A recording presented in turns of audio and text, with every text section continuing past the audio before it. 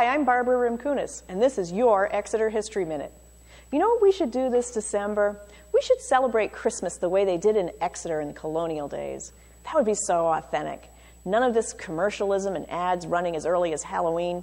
It would be so much better. We'd start the day with a heaping bowl of porridge and a tankard of ale, followed by school or farm work. Because nobody celebrated or even acknowledged Christmas in Exeter until the 1850s.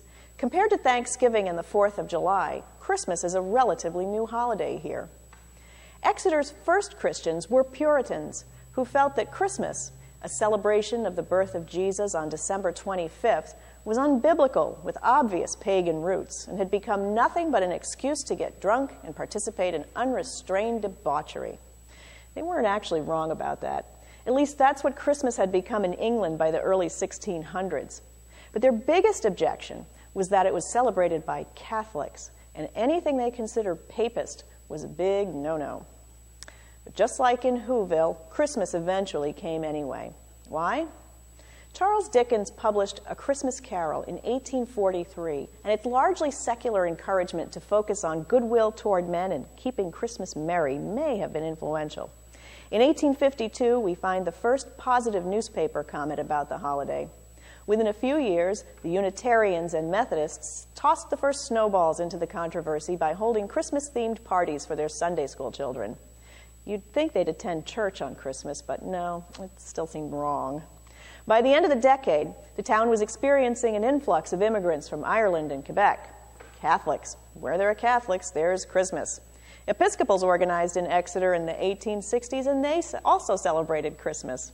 The genie was out of the bottle, and Christmas couldn't be stopped. Local Protestant blue bloods were surprised to find that instead of drunken riots, these unwashed immigrants went to Christmas Mass and exchanged family presents. Maybe this holiday wasn't so bad after all. But some of the aspects of Christmas that we're used to still had some problems. In the late 1800s, the town merchants wanted in on the fun, but holding a Christmas sale was still greeted with suspicion.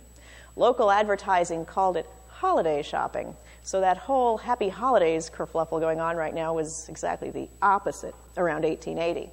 It takes until the 1920s before merchants were comfortable using Christmas, although they frequently abbreviated it with an X.